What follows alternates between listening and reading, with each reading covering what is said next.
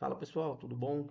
Eu sou Derlei, engenheiro agrônomo e estudante de doutorado aqui pela FEAGRO Unicamp, e hoje eu vou gravar para vocês um tutorial de uso do Precision Zones, que é o nosso plugin para criar zonas de manejo. Esse plugin foi idealizado por mim e desenvolvido juntamente com minha colega Isabela, sob supervisão do professor Lucas Amaral, que é nosso orientador. E o motivo desse vídeo é sanar algumas dúvidas e algumas questões que algumas pessoas tiveram relacionadas à instalação do complemento. Bom, idealmente ele foi desenvolvido em PyKit 5, que é o PyKit 5 no caso, né, para que é a versão mais estável do QGIS. Para que a gente consiga instalar é necessário uma versão pelo menos 3.34 do QGIS, que vai nos dar um Python maior que 3.10.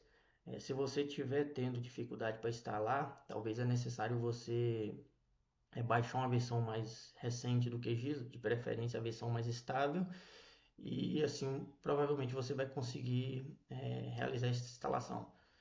Ah, Dando seguimento agora para a instalação do nosso complemento, nós vimos aqui em complementos, gerenciar e instalar complementos e procuramos pelo nosso plugin. O nome dele é Precision Zones. Se você digita, ele já aparece aqui. Realize a instalação. Beleza, já foi instalado, você pode vir trabalhar com ele. Assim que você abre, a primeira interface, a primeira aba é essa. Ele tem esse checklist de dependências. No meu caso, eu já tenho todas as dependências instaladas, mas você dá um reverificar aqui. Se porventura alguma delas não estiver instalada no seu QGIS, você clica na caixinha de ver instruções e aqui ele te recomenda. Você precisa de três. Primeiro você abre o Excel no OXGel no QGIS, ele já vem empacotado junto com uma série de outros arquivos quando você baixa o QGIS, copia essa primeira função, cole ela lá no Excel, dá um Ctrl Enter e depois copia essa e dá um Ctrl Enter também. Vamos ver se a gente abre ela aqui e mostra para vocês como seria. Por exemplo, copiaria essa primeira, colaria ela aqui e simplesmente daria um Enter. Faria o mesmo com a segunda. Não vou fazer porque o meu já está instalado.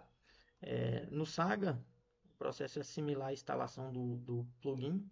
Você procura lá em complementos pelo Processing Saga Next Gen Provide e instala também. Fazendo isso, eu recomendo que você reinicie o seu QGIS e aí para tudo estar ok. Aqui eu vou dar um exemplo de uso com cerca de 5 variáveis rasters que a gente tem, que é a produtividade média, uma argila interpolada, é, o nosso DEM, baixado diretamente do NASA DEM, a média de uma imagem sintética, né, da banda de radar e a nossa areia. Aqui vocês notem, por exemplo, o DEM ele possui uma resolução de cerca de 30 metros, está em sistema de coordenada geográfica. Nós temos uma argila aqui também que está interpolada, se não me engano, em 5 metros. A nossa areia, a média da nossa banda de radar e a produtividade média dos últimos 5 anos, que a gente normalizou para ter as variáveis mais estáveis. Vocês reparem, quando eu jogo contorno, que cada uma dessas imagens ela tem sistemas de projeção diferentes, algumas estão em coordenadas planas, outras em geográficas. Nós temos resoluções espaciais diferentes, algumas estão com 5, outras com 10 metros, o DEM ele está com 30, e nós temos extensões dos nossos rasters diferentes também. Vocês veem que a imagem de radar ele pega uma cena grande, isso aqui vai dar uma cena de quase, sei lá, talvez uns quase 500 hectares, 400 hectares, não sei. Retomando ao nosso plugin, nós definimos uma resolução de entrada. Eu recomendo sempre talvez utilizar a resolução a maior resolução, Por exemplo, no nosso caso seria 5, mas vou usar 10 aqui. Nós selecionamos nosso contorno, eu só tenho um arquivo vetorial aqui, por isso ele já está aqui, mas se eu tivesse mais de um, estaria habilitada a escolha. E selecionamos as imagens que a gente quer utilizar. Lembrando que o nosso contorno tem que ser em UTM, porque com base nesse contorno em UTM, nós vamos realizar uma reamostragem das nossas imagens.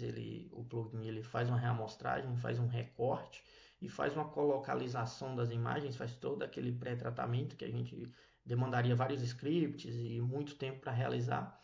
Esse é o processo que ele demora um pouquinho mais de tempo, mas creio que talvez no máximo 1 minuto, que é o tempo que ele está realinhando, reprojetando e colocalizando as nossas imagens para a mesma coordenada espacial.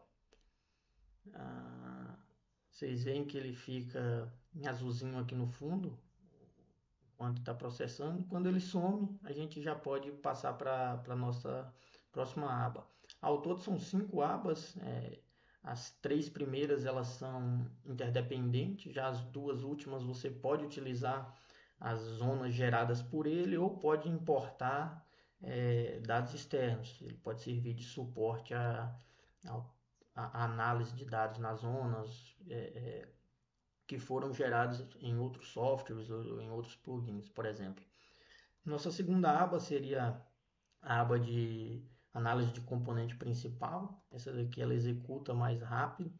Nós utilizamos a análise de componente principal para reduzir a dimensionalidade dos dados e bem como a colinearidade, né? Por vezes nós temos variáveis altamente colineares que podem acabar mascarando os resultados das nossas zonas.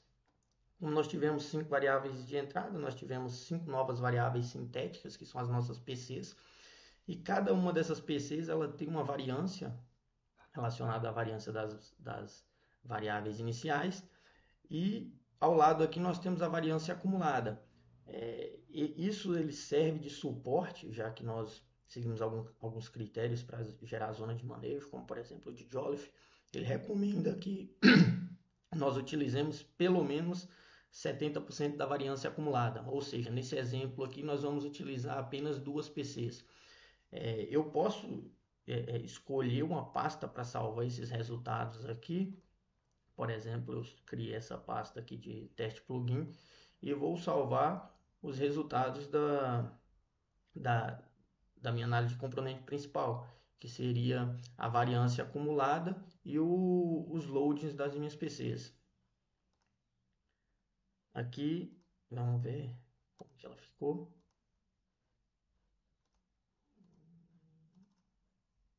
Resultados. Aqui nós temos a nossa componente principal e a nossa variância acumulada. Acho que não vou abrir, mas depois, se tiverem curiosidade, vocês deem uma olhada. Também posso escolher exportar as minhas PCs. Por exemplo, eu vou exportar uma multibanda com todas as minhas PCs, as minhas novas variáveis sintéticas. Eu escolho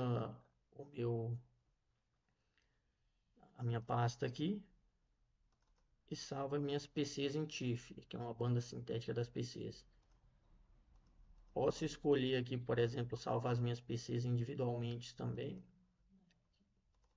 Por exemplo, aqui eu vou salvar a minha PC1 e posso escolher salvar a minha PC2, PC3, tanto faz. Por que isso? Essas novas variáveis podem servir de suporte para outras análises que não seja a zona de manejo, como por exemplo servir como uma variável sintética com agregagem com deriva externa ou entre outras. Finalizando essa parte, nós vamos para a nossa aba de zonas. Aqui a gente pode utilizar os dados de PCA, que seria, utilizaríamos as nossas PCs selecionadas, no caso anterior foi 2, mas se tivéssemos 2 ou 3 variáveis apenas, ou não quiséssemos utilizar PCA, poderíamos utilizar as variáveis originais, que já é padronizada por Z-Score. Nesse caso aqui, essa janelinha ela fica desabilitada, e ele vai utilizar todas as nossas variáveis para gerar as nossas zonas. Aqui eu vou selecionar 2. Com suporte à escolha de zonas, nós usamos o algoritmo Caminhos junto com a técnica Elbow, né, que é a famosa técnica do cotovelo. Nós podemos escolher o número mínimo de clusters aqui, eu recomendo deixar por default 2 e até 10. Executamos os nossos caminhos e aí ele já nos dá um número de como suporte do que seria o ideal em termos de zona, por exemplo. Aqui é o Elbon, por default, ele recomenda se você pegar a transição mais marcante da curva, que seria entre 3 ou 4, eu vou escolher 4. Aqui a gente pode também exportar o nosso gráfico Elbon, esse gráfico aqui em PNG, caso você queira utilizar em algum trabalho. Vamos exportar ele aqui também. Ele vem aqui a forma que o Elbow foi gerado, o número de PCs e o número de clusters que a gente simulou. Já vem salvo para caso você queira enviar para alguém, a pessoa saiba como foi gerado esse Elbow. Podemos exportar esse nosso resultado em CSV aqui também, caso você queira criar um gráfico personalizado para você também. Nós vamos exportar ele aqui. E geramos as nossas, vamos para a parte de gerar as nossas zonas de manejo. Como aqui eu resolvi criar 4 zonas, vou colocar aqui 4, mas poderia desabilitar aqui para habilitar um número diferente de zona. Vou gerar as 4 e gero as nossas zonas. Ela acabou de ser gerada, já está aqui no na nossa área de trabalho. Vamos dar uma corzinha nela que fica, colocar uma cor diferente. Nós temos agora as nossas zonas.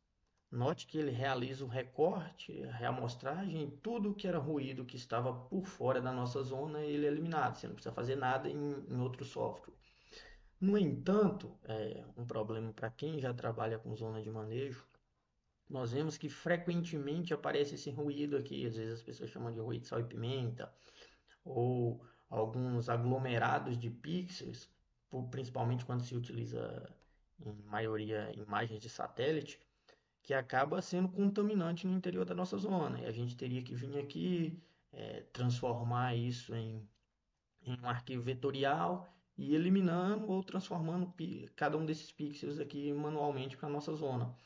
E aqui, para reduzir esse problema, nós viemos para o nosso quarto passo aqui, que seria o filtro.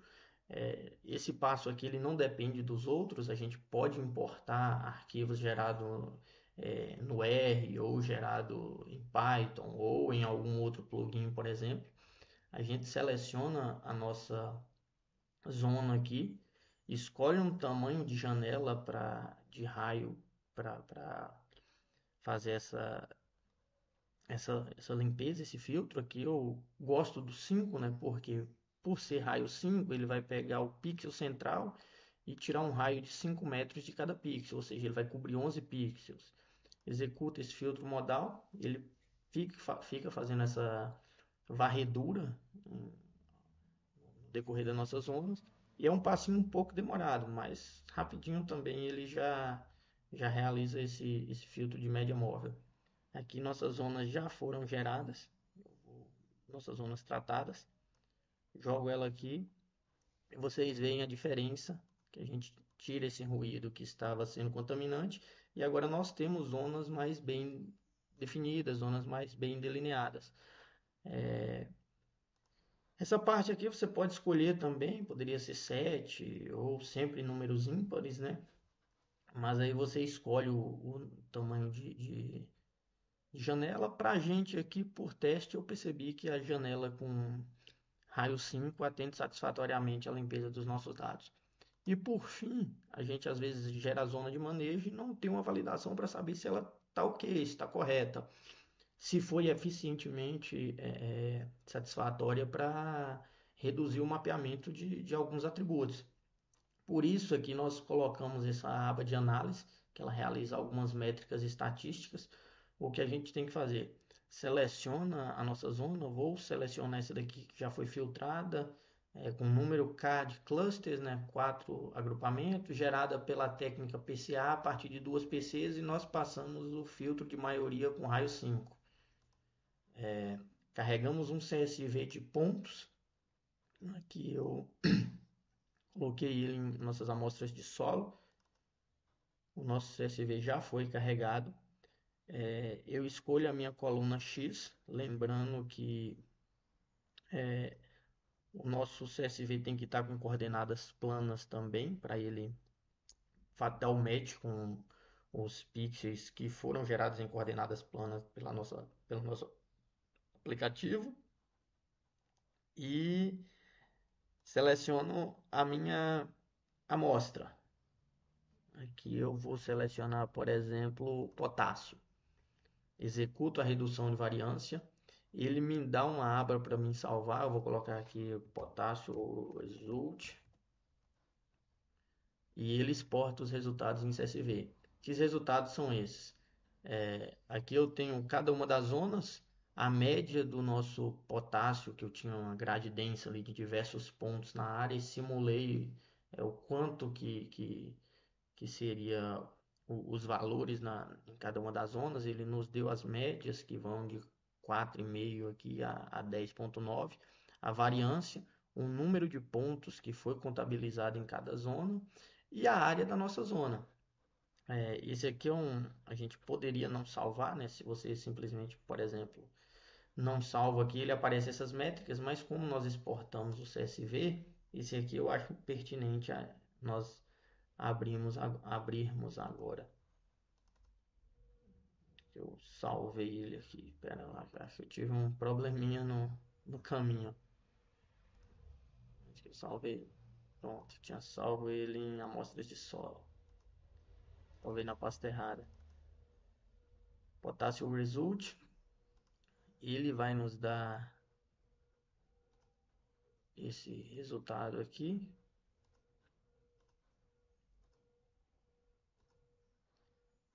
Aqui ele meio que dá uma corrompida porque por default ele está em inglês, né? O Precision Zones ele só fica em português quando o QGIS está em português. Aí quando nós abrimos o Excel aqui, ele desconfigura o CSV por conta de acento, essas coisas. Mas nós temos as nossas zonas, zona 1, 2, 3 e 4, o número de amostras que foi contabilizada na nossa zona, a área de cada uma das zonas, o percentual que cada uma das zonas tem em questão de área, a média de cada um dos atributos, como nós vimos lá. Só que aí aqui ele já nos dá a mediana, coeficiente de variação, o valor mínimo de potássio em cada uma das zonas, o primeiro quartil, o terceiro quartil, o valor máximo de potássio em cada uma das nossas zonas, a interrelação entre quartis, a, o valor de simetria, o intervalo de confiança superior relativo a 95%, o inferior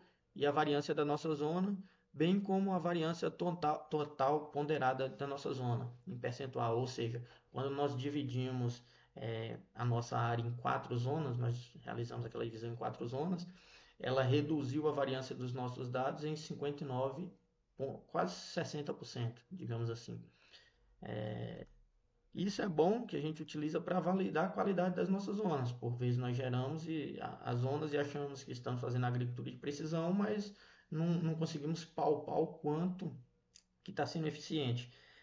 Para ilustrar isso, eu vou dar um exemplo para vocês aqui com um atributo que nós já conhecemos para essa área, sabemos que ele tem um caráter aleatório, e mesmo com interpolação, com uma grade absurdamente densa de 6 amostras por hectare, a interpolação não fica boa, que seria o fósforo.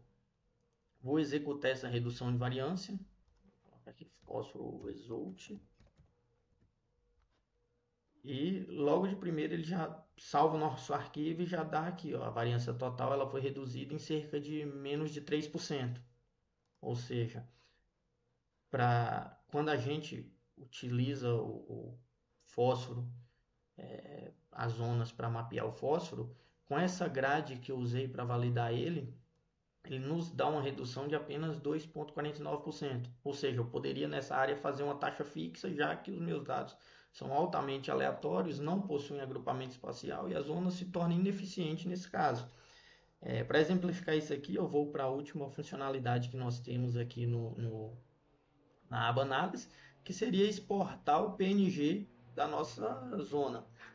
Esse PNG ele vai nos dar, vou mostrar aqui para vocês, que eu acho que fica até mais intuitivo enquanto eu falo.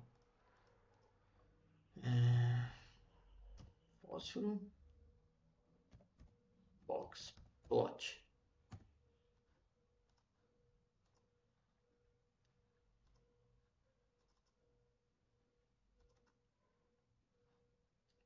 Essa é uma das funcionalidades que nós temos aqui. Por exemplo, esse todos aqui seriam os nossos 600 pontos que eu utilizei como validação. Vou até mostrar eles no QGIS para vocês entenderem como foram esses pontos. Se eu agrupasse a minha área de uma forma convencional, ou seja, estivesse adotando um manejo a taxa fixa, esse seria o comportamento dos meus dados. Quando eu divido ele em 4 zonas, perceba que mesmo partido na zona 1, zona 2, zona 3 e zona 4, os nossos dados eles não conseguem se agrupar. Tirando a zona 2 aqui, que ainda reduziu um pouco, mas um pouco que vai ali de cerca de 18 a próximo de 100, ou seja, é altamente aleatório os meus dados. 100 miligramas por, mais de 100 miligramas por decímetro cúbico. E nesse caso a zona se tornaria ineficiente. E dessa forma, o plugin ele consegue caracterizar e mensurar se a nossa zona é eficiente para avaliar tal atributo ou não, que eu acho que é uma das partes mais importantes que nós temos por aqui. Bom, eu acho que era isso que eu tinha para mostrar sobre o plugin para vocês, pessoal. Se tiverem dúvidas, eu peço que vocês entrem em contato com a gente, veja certinho o que vocês precisarem, mandem questões nos fóruns, porque o plugin, apesar dele já estar publicado, ele está em constantemente evolução. Nós esperamos que, caso tenha algum problema, nós possamos sanar eles para vocês. Por enquanto é isso. Qualquer coisa, nos contacte. Valeu, tchau, tchau.